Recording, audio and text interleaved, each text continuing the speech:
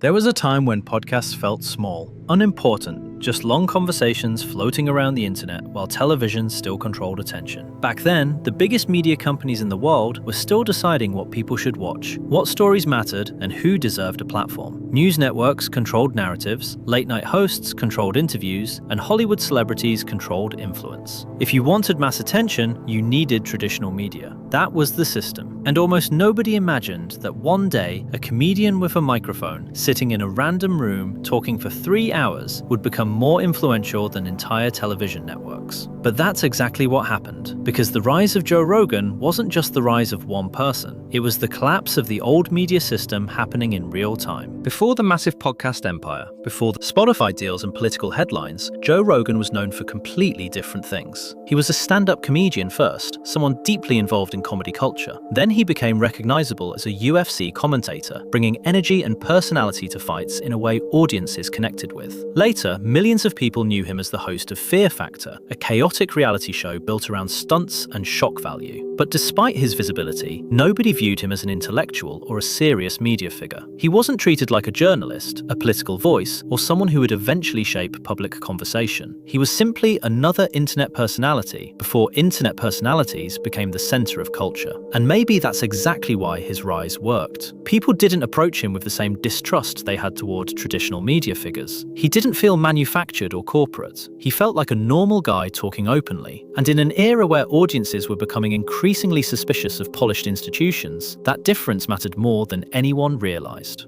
The timing of his podcast also mattered. Rogan started podcasting before the format became mainstream, back when podcasts felt niche and unstructured. Most traditional media still focused on short segments, carefully edited interviews, and strict time limits designed around television schedules and advertising blocks. Everything was compressed into quick sound bites. But Rogan's conversations were the opposite of that. They were messy, long, unpredictable, and sometimes completely pointless. And strangely, that's exactly what made them feel real. Guests stayed for 2 or 3 hours. Conversations drifted naturally. There was no polished newsroom energy, no dramatic music, no corporate presentation. It felt like listening to real people instead of watching a performance designed by producers. And audiences noticed the difference immediately, even if they couldn't fully explain why it felt so different from television.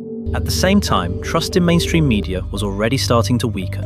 More people felt exhausted by sensational headlines, political polarization, and short-form reporting that reduced complicated issues into simplified narratives. Audiences began feeling like traditional media wasn't informing them anymore, it was managing them. News anchors sounded rehearsed, debates felt performative, and every network seemed to carry an agenda depending on who was watching.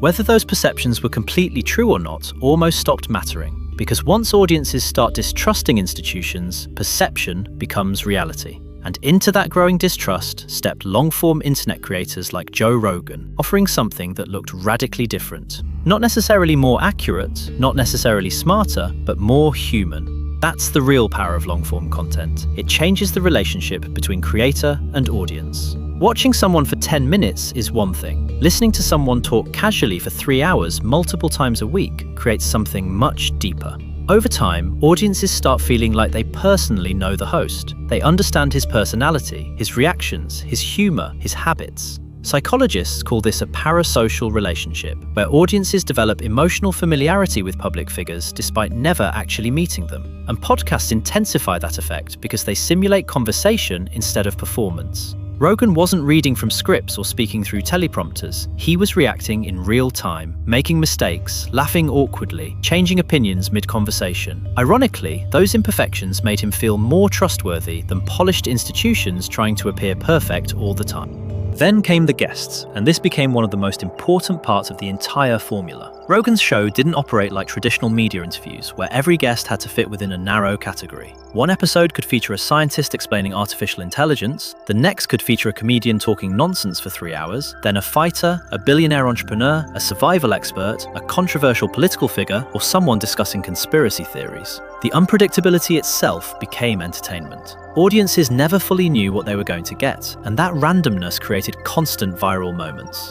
Traditional television interviews often feel controlled and repetitive because networks try minimizing risk. Rogan's show felt risky, and internet culture rewards unpredictability more than safety.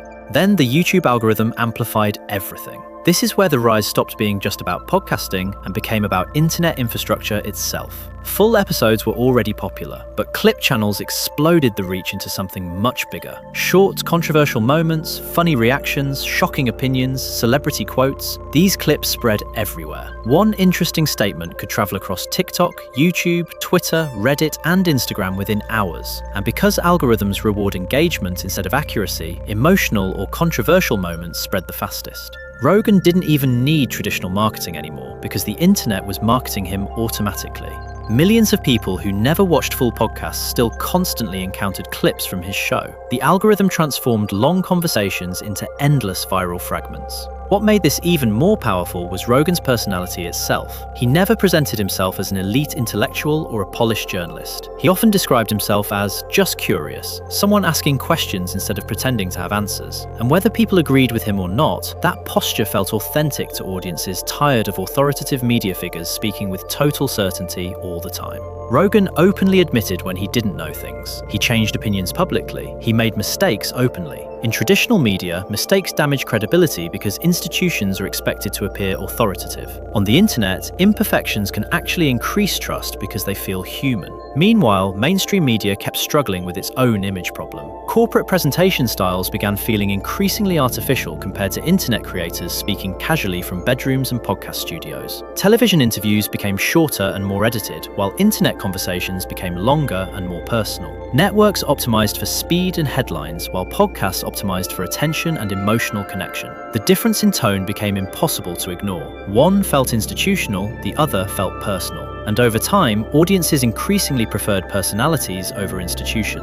Then came the Spotify deal, and this was the moment the industry fully realized what was happening. Spotify reportedly paid over $100 million initially for exclusive rights to Rogan's podcast, later expanding the relationship into even bigger deals. That number shocked people not just because it was huge, but because it symbolized something deeper. A podcast host was now being valued like a major entertainment network. Creator-driven media had become powerful enough to compete directly with traditional broadcasting. The old system, where corporations controlled distribution, was breaking apart. Individuals with loyal audiences suddenly had leverage comparable to entire studios.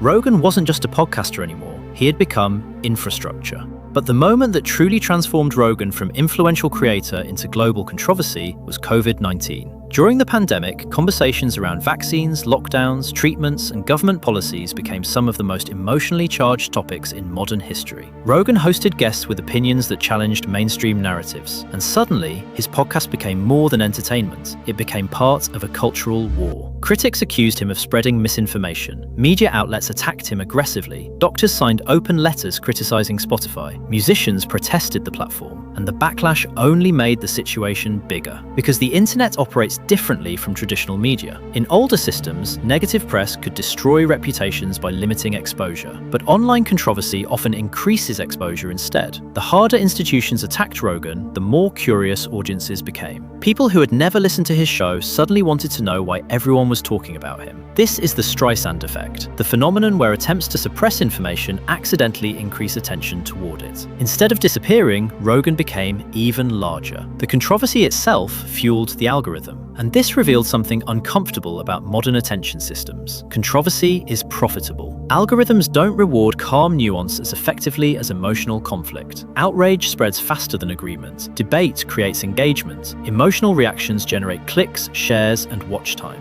Rogan became one of the clearest examples of how internet systems amplify polarizing figures, because polarization itself keeps audiences engaged longer. At the same time, millions of listeners continued trusting him despite constant criticism. Not necessarily because they agreed with everything he said, but because they trusted the format more than institutional media. Long conversations allow context, hesitation, disagreement, and nuance in ways short television clips often don't. Audiences felt like they could hear complete thoughts instead of edited fragments. And in a world increasingly shaped by distrust toward governments, corporations, and media institutions, personalities like Rogan benefited massively from appearing independent. Of course, criticism against him never disappeared. Many argue that Rogan platforms dangerous misinformation or gives legitimacy to controversial figures without applying journalistic scrutiny. Others believe his enormous influence carries responsibilities he doesn't always handle carefully. And those criticisms matter because his reach is undeniably massive. Politicians want to appear on his show. Celebrities want access to his audience. Entrepreneurs launch products through his platform. A single episode can shape internet conversation for weeks. That level of influence used to belong almost exclusively to television networks, and that's the bigger shift happening underneath the entire story. Joe Rogan represents the rise of new media, where individuals with loyal audiences can rival or surpass traditional institutions. Attention has shifted away from corporations and toward personalities. People increasingly trust creators, influencers, streamers, and podcasters more than official organizations. Not because creators are always more accurate, but because they feel more authentic. This is really a story about the modern attention economy. Algorithms reward engagement above all else. Emotional discussions outperform polished reporting. Controversy spreads faster than caution, and audiences now spend more time with internet personalities than news anchors. Rogan didn't create this shift by himself. He simply became one of the clearest examples of it happening. Because in the end, the rise of Joe Rogan says less about Joe Rogan himself and more about society changing underneath him. His success was built in the gap created by collapsing trust in institutions. Traditional media became less trusted, more corporate, more performative, while creators felt personal and independent. Audiences stopped wanting to be spoken to by systems. They wanted conversations instead. And that's why Joe Rogan became more powerful than mainstream media. Not because he destroyed it, not because he replaced it completely, but because millions of people had already started looking for something else long before they ever pressed play on his podcast.